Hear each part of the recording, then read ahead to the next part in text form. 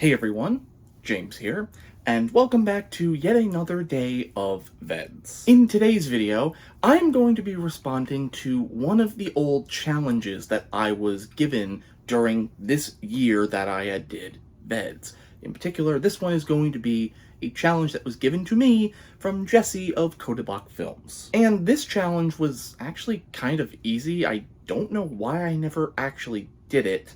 I think just other things got in the way, so it was kind of put on the back burner.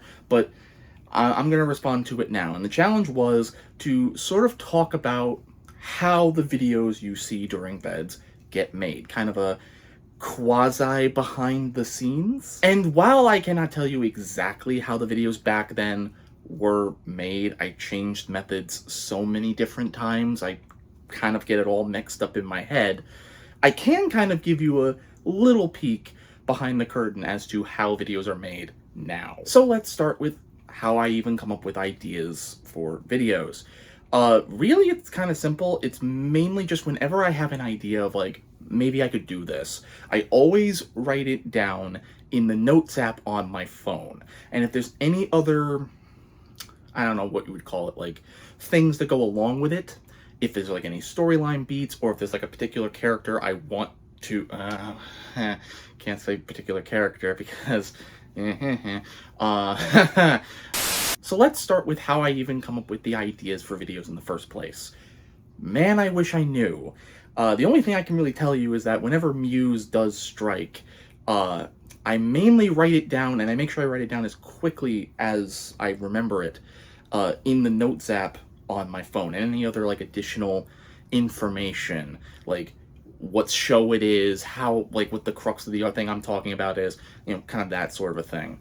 You'll see some examples on the screen right now, and I have a lot of notes, so there's a lot of videos that I have ideas to make that unfortunately either haven't been made yet, or, I mean, you haven't seen yet. Next, let's talk about the part that, depending on my mood and depending on the project, is either the quickest thing ever or the biggest pain in the butt possible out of the whole process, and that is the scripting phase. Now, way back in the old days, I'm talking like early Creator Speaks kind of stuff, nothing was scripted. Nothing. From what I remember, I would go to a website that allowed you to record audio. I didn't even have like a program to do that. I went to a website, and they had a 10-minute limit. So whatever I talked about, I had to keep it condensed in under 10 minutes, or do it multiple times, which became kind of a pain. And those were off the cuff. I, just sort of rambled and then edited together. I do still do that on occasion.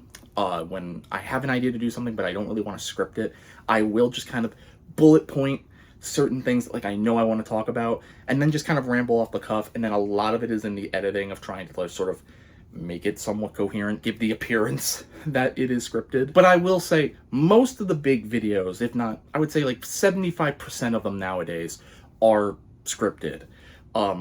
Sometimes it's like a full-on script where I will say, I will write literally every word that I want to say, including like the intros and the outros and that sort of stuff. Whereas sometimes, like in the case of like a Let's Riff commercials, the script will just consist of the name of the commercial, so I remember what it is that I'm doing the video about, and then time-coded jokes or comments or stuff like that, that when I get in front of the camera, I will just do them. And then again, in the editing phase, it makes it, it makes it sort of work. I will say, for like Let's Riff commercials, I've done those videos so many times, and even like I just watched at this point, I've done so many of them, and I've done so many intros for them, I don't really need to write the intros and sort of talking about what the series is about, because I've done it so many times, I can kind of just say it off the cuff, so I don't need to write that part. But sometimes I will if there's something that I know I immediately want to do right afterward. And the scripts, you're seeing some right now, they're nothing special. I don't do like traditional scripting. I was never taught that. It's a lot of just like open a Google Doc, start typing, do it like paragraph format, which I know is not technically a script, but for the cases of my videos, yeah, it's a script. Moving on to the actual filming of the videos now, that is something that has kind of changed the most, I would say, because in the beginnings of actually filming, it was kind of me just holding my phone off to the side, and you can tell. Then a couple of years ago, I would say, probably 3 years ago at this point, I honestly don't know, maybe 2, I don't know. I did get kind of just a cheap, ring light and tripod combo off of Amazon, just to help keep things visually consistent and also take a little bit of the stress off me. And now in terms of filming the audio, I will say I don't think this thing's working. So I don't know why I keep using it. I don't think it's working. Maybe it is. I don't know. But this is, again, something off Amazon. I did a little research to try to get like a lapel mic that was relatively cheap for an iPhone. Again, I don't know if it's working. So, but before I had this, which is, this year, in the previous 2 years, that was the mic that I use for like voiceover on my computer. I don't know what it is. Again, it was kind of a cheap microphone off of Amazon. Sensing a pattern here. That I thought worked completely fine.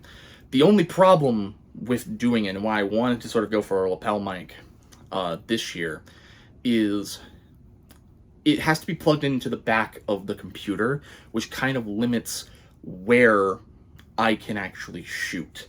And another problem with it is I can't use both hands because I have to have a hand to hold the mic, which is not surprising. You've seen it.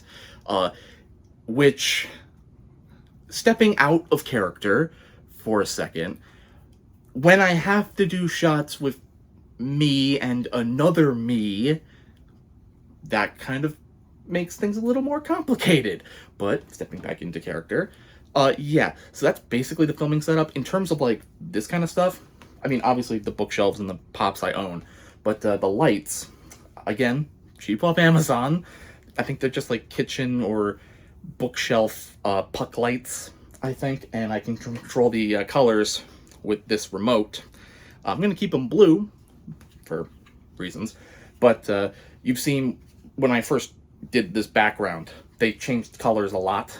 Kind of not doing that anymore, just because I don't really see the need to. Filming the videos again, it's just my iPhone, which I will say, thankfully in the past, the iPhone has kind of saved my butt, because there have been times where the microphone has, for some reason, messed up the audio, and I have had to sort of pipe in the onboard mic on the iPhone into the video to kind of fix it.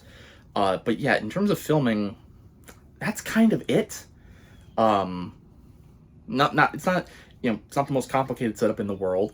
I'm sure even amongst the other VEDS-ies, it's far from being the most technologically advanced setup, I'm sure, but it works fine for the purposes of what I do. Now, in terms of editing the actual videos, unfortunately, EJ's not really around right now. He's too busy editing the other VEDS videos, but I did get him to write down some things for me to tell you about the editing process in this book here.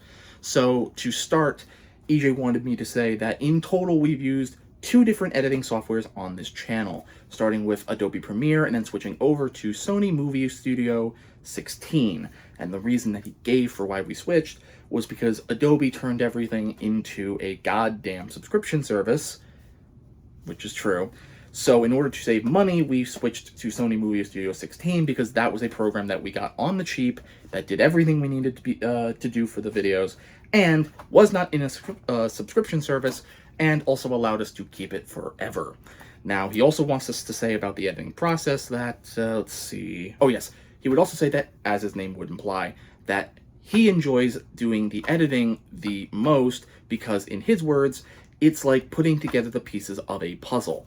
And based on how I've seen him work, I would definitely tend to agree with that. I have personally witnessed him take videos that, when I filmed them, I didn't think would be very good, but he worked his editing wizardry and actually turned them into something actually watchable. Then there's just, uploading to YouTube.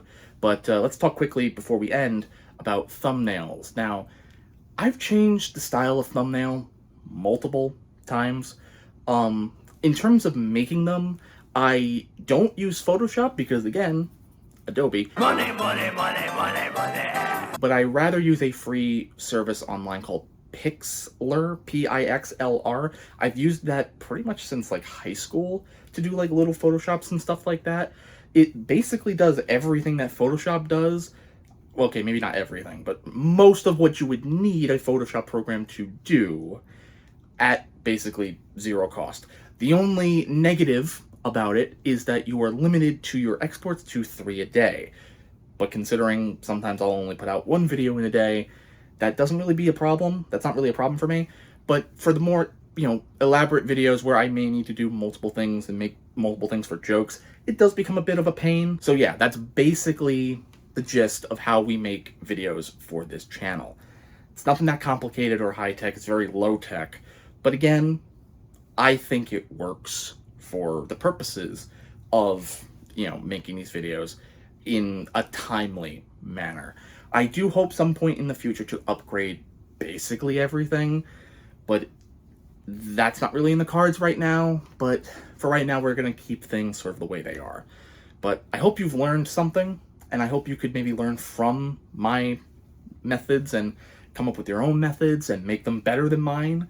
Again, probably in not even in the least, I am probably the lowest tech of most of the VEDS-ies, if not all of them.